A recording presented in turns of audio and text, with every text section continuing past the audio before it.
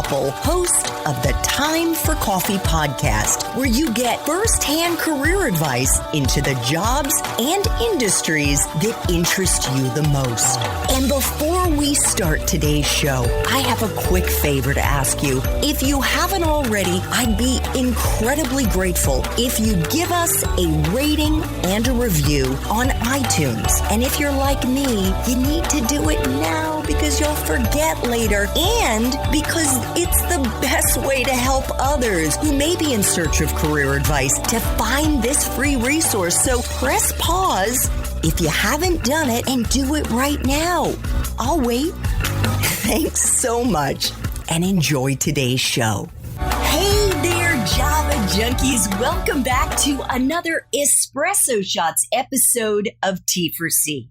If you're interested in breaking into tech, then this is the episode for you because my next guest became the first student at his college to land an internship at Google. And then he converted that internship into a full-time job as an analyst. And within 2 years, became a senior strategy and operations manager. But before I introduce you to Jerry Lee, who is also the co-founder and COO of Wonsulting, whose mission is to turn underdogs into winners, I want to make sure you've signed up for the Java Junkies Journal. That's T4C's newsletter that gives you tips, tricks, and insights into all kinds of careers from the professionals like Jerry who are actually working in them. Just head over to the Time for Coffee website at time4coffee.org and the sign-up box is right there.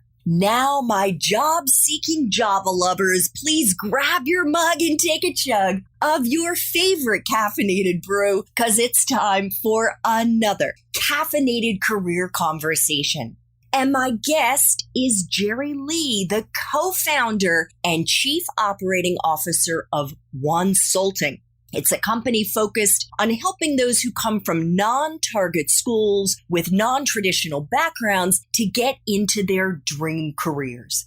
To date, they've helped thousands receive offers from top companies, including the Googles, the Deloittes, and the Goldman Sachs of the world. It is a mission that Jerry is passionate about because not that long ago, when he was a freshman in college, he estimates that he spent over 100 hours unsuccessfully applying for internships, all the while the Career Services Center at his school told him to just keep on applying for those dream positions. By his junior year, Jerry had cracked the code and became the first student from his school to land an internship at Google. He parlayed that internship into a full-time gig as a strategist post-grad, and within 2 years, he was a senior strategy and operations manager.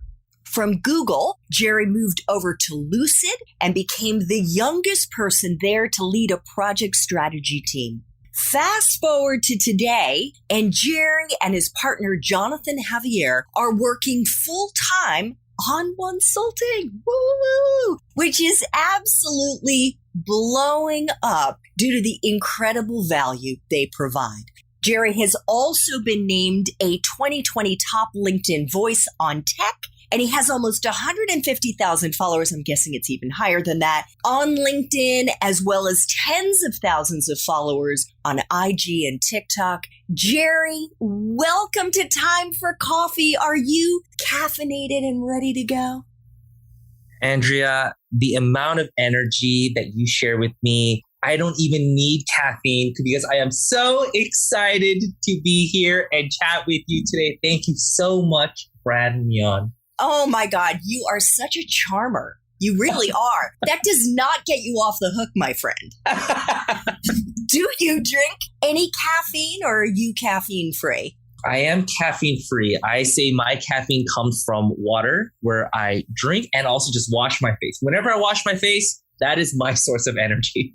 Wow. Oh my gosh. Well, I happen to love the taste of coffee. I also love the taste of all different kinds of teas, but I am a Java junkie. So, you know, that's the way we roll here. Yeah, I love the smell of coffee.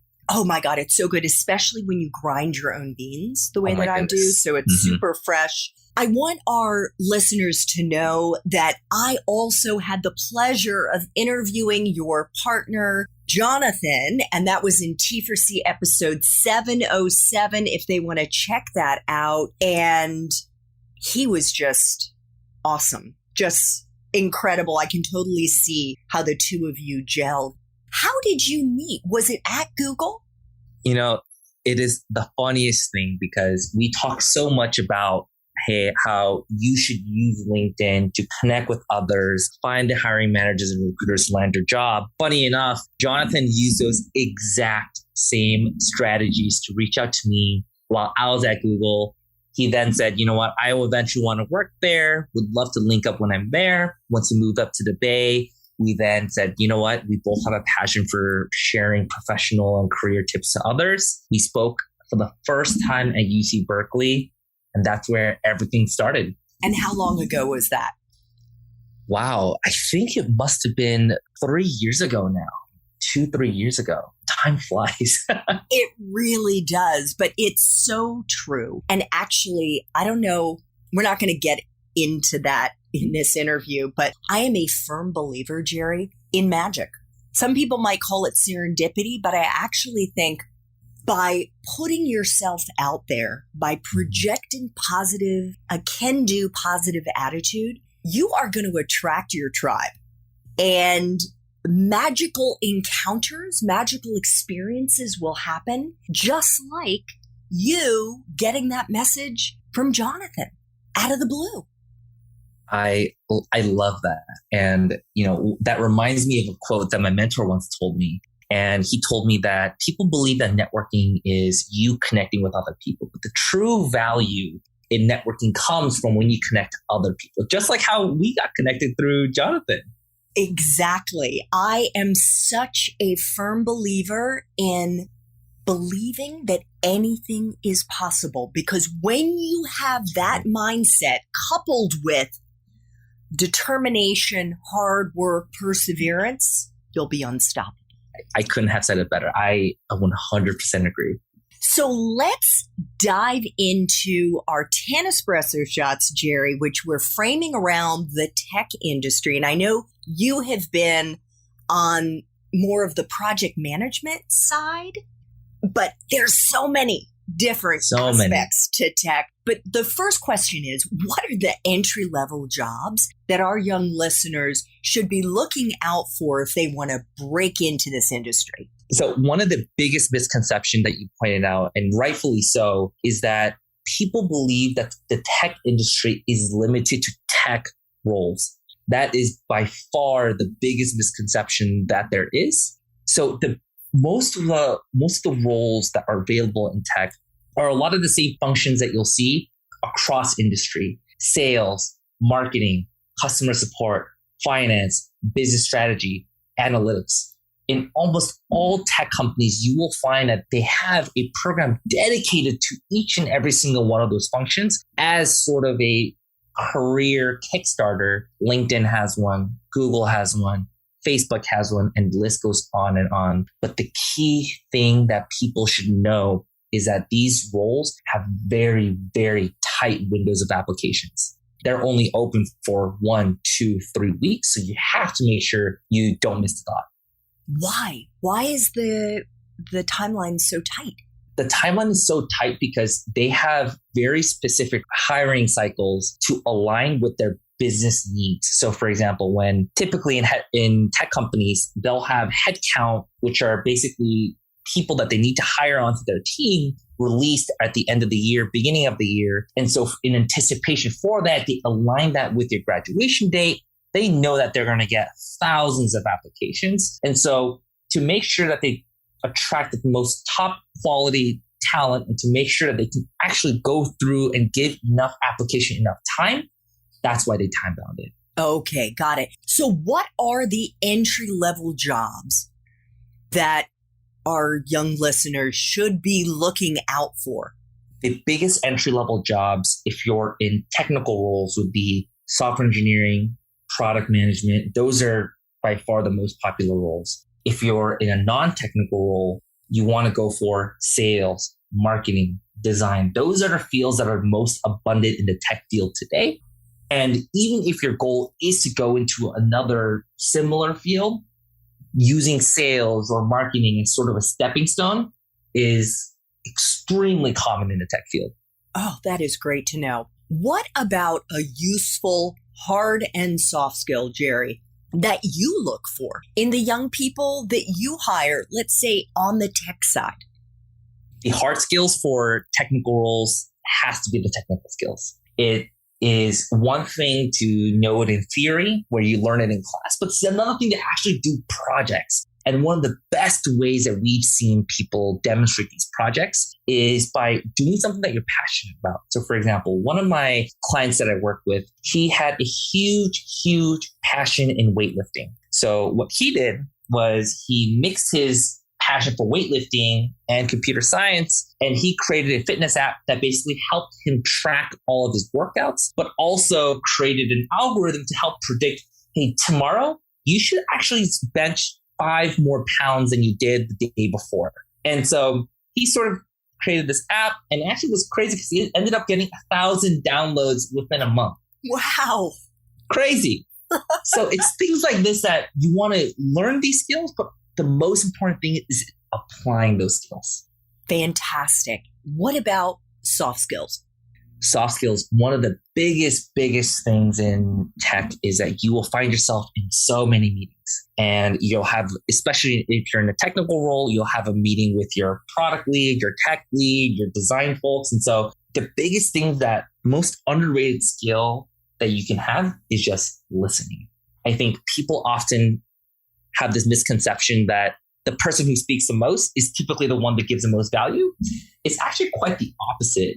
I think the person who speaks the least and spends the most time listening, I think are the ones who have the biggest weight in sort of these, at least these early career conversations, because you're the person who goes, I understand what you're saying. Have we thought about this thing slightly differently? And most of the time, you'll find that most people haven't thought about that in such a long time because they're so set in their own ways and their own biases. So just by listening, you're going to be able to bring in that new perspective. And at Google, we always said that's the biggest value that a new Googler can bring. Oh, that is fantastic.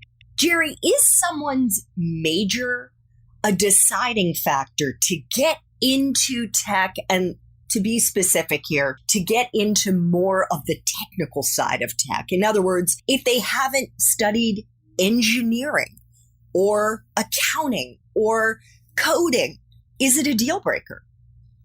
You know, I always say that an unpopular opinion that I have is we're in a time where it is the easiest to earn a 6-figure job.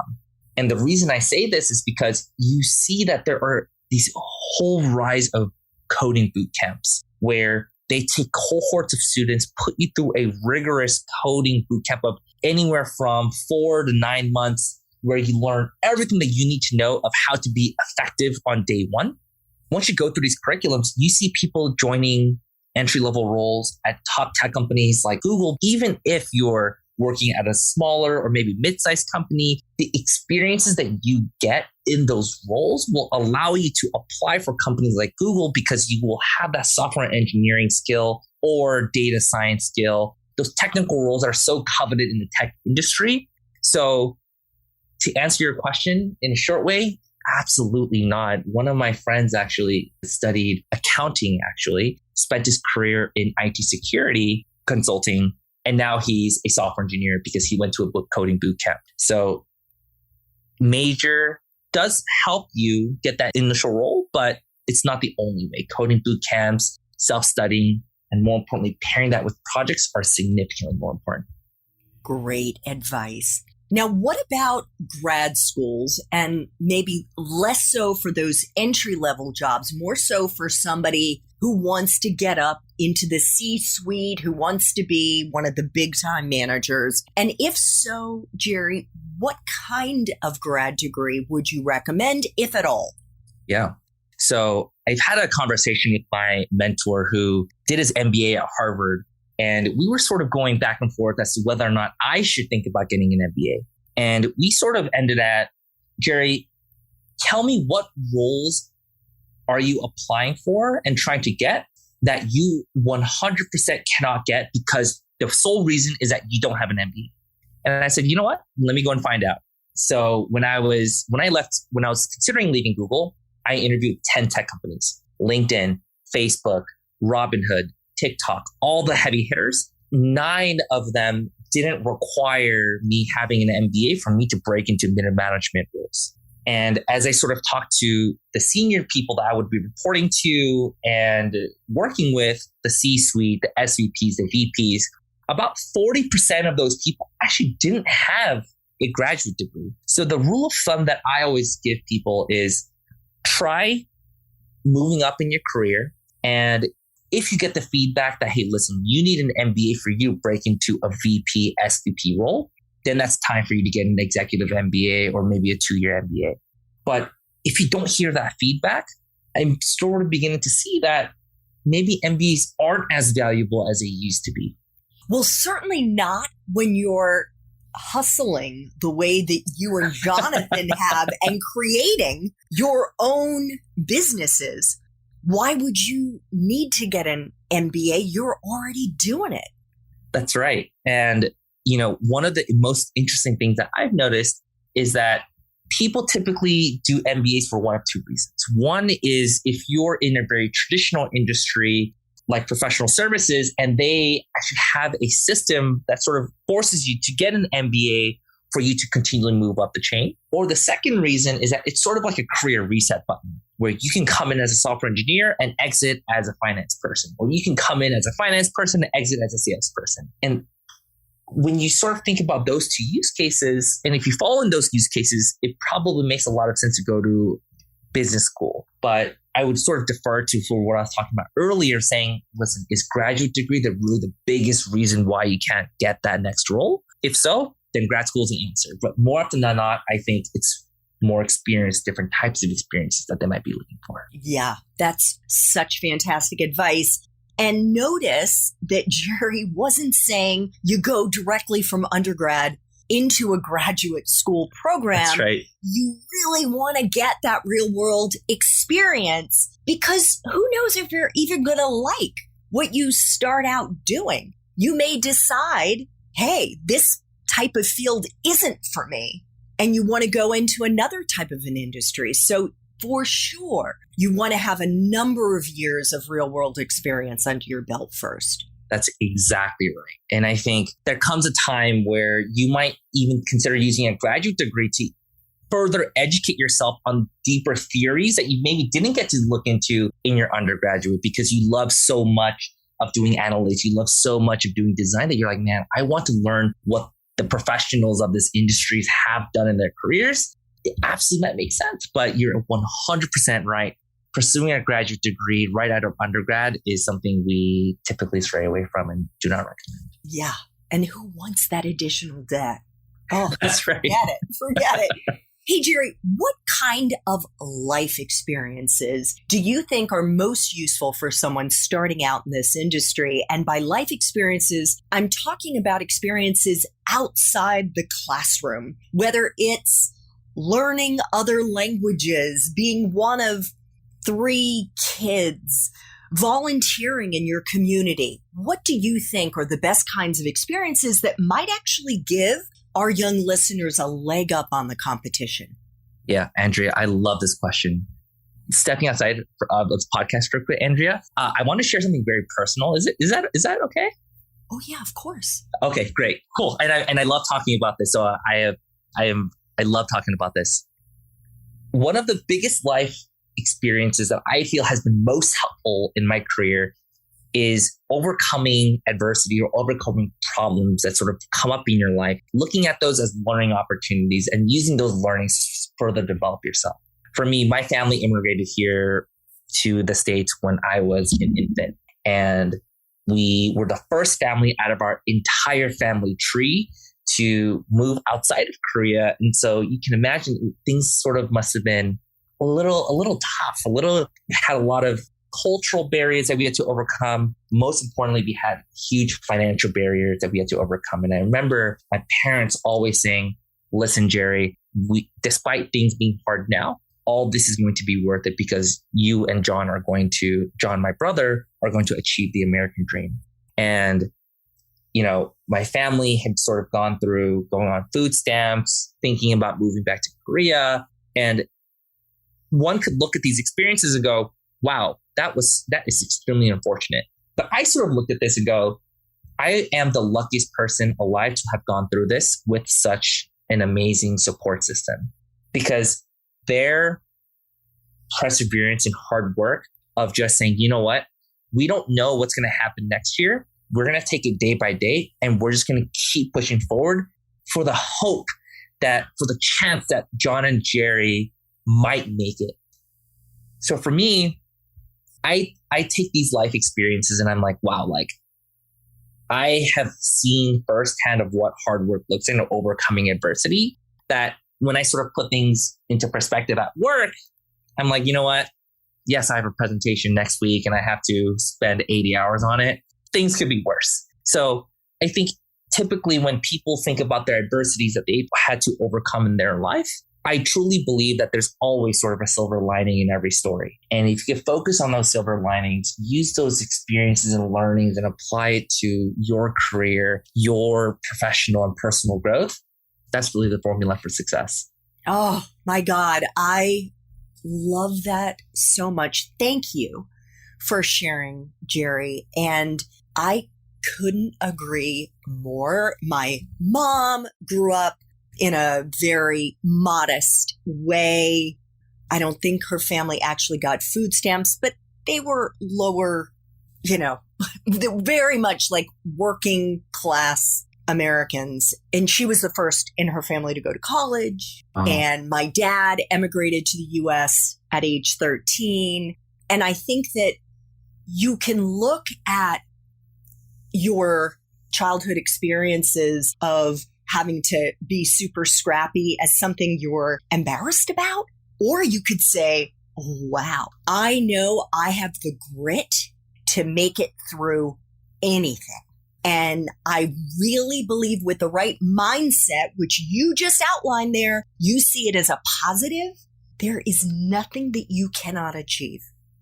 Absolutely. And I'm just getting chilled just hearing your story too, because I empathize with that so much. And it's one of those things that is so much easier than said. But if you can start taking the small sort of adversities that you have in your life and go, what did I learn from that? What can I do better to improve myself in similar situations? It's a muscle that you just keep developing, no matter how small it is, no matter how big it is. If you're able to learn from these and continue to apply it, there you go. I'm lifting up my little 3-pound weight that I have next to my desk, because it's true. It's a muscle that you're working on. And the way that muscle gets stronger is by pushing yourself. Keep pushing yourself outside your comfort zone. Exactly right. Jerry, what is the best part for you of being in, and I don't know if I can call Wonsulting ed tech, but I think it is ed tech. Yeah, we're definitely walking in that direction. The best part is our success is determined by other people's success. And if we fail to bring success to other people, then we fail as a company. And to me, having a company where your incentives are completely aligned to the success of the problem that you're trying to solve for, in our case, is focusing on people who don't know what a resume is, focusing on people who've never heard of networking, or maybe who don't come from a family where they can tap on the shoulders of their uncles and their aunts to go, hey, can you get me an internship? Seeing those people go from that to getting into their first full-time job, being the first in their family to get a full-time job at a big tech company. That is the single most rewarding experience, because I was there and I know exactly the feeling that I had when I broke down when Google called and said, hey, listen, we'd love to have you on our team. That to me is everything. That to me is why I left Google and I left the lucrative field of tech, so that we could start helping others be equipped with this knowledge, but use that knowledge to start their professional journey, perhaps even the first in their family to start their professional journey. And that to me is by far the most rewarding part of my job. It never gets old. And people always ask, doesn't career content get boring? And I say, absolutely not. If I can think of a way where I can think about something slightly different about a resume that could potentially help someone get an interview, I've done my job. And that is the most rewarding thing. That's why you don't need caffeine. That's right. And I talk to amazing people like you. That's right. I don't know if you probably don't know this, and maybe our listeners don't either, but that was the inspiration behind why I started Time for Coffee, started building it in early 2018, was because I wanted to level the playing field for those young people who didn't have family members or alumni who they could reach out to, who'd open the doors for them to amazing internships and jobs. And I thought, well, why don't I bring amazing professionals like Jerry and like Jonathan to them so that all they have to do is press play to hear their incredible career advice and their professional journeys. So very much symbiotic here in terms of our respective passions, Jerry. I absolutely love it. And I am all for it. This is amazing. I'm having such a blast. So the flip side, because every job, even if it's a job that you've created yourself at a company that you are building as you are at Wonsulting, has aspects that suck. So what is the part of your current job as the chief operating officer at Wonsulting that sucks the most? As much as I love my job and as much as I am the luckiest person in the world to be in the position I'm in today, there are aspects about my job I'm like, wow, I hate doing this work. And part of that work is figuring out or being our own accountants, working with our accountants to make sure we are asking the right question, we are compliant, working with our legal team to make sure we're compliant, making sure we sort of are doing these business operation stuff that, frankly, I had no experience doing and had to learn super quickly. And those are the things that I'm like, man, like I just don't have enough passion for me to really put 110% into this, but I know it has to get done and someone has to do it. And those are aspects that I'm like, oh man, I wish that we had enough resources to bring in other people to focus on this. One day. One day. One day you will. All right. 3 final espresso shots, Jerry. What is the best career advice you've ever gotten? Best career advice I've ever gotten? Interview every year, no matter how much you love your job. I read this quote recently and someone said, people typically mistake job security for working at a big company, but real job security is knowing that you can work somewhere else. And that to me, it just struck a chord with me because I'm like, man, like that's exactly what we've been trying to tell everyone.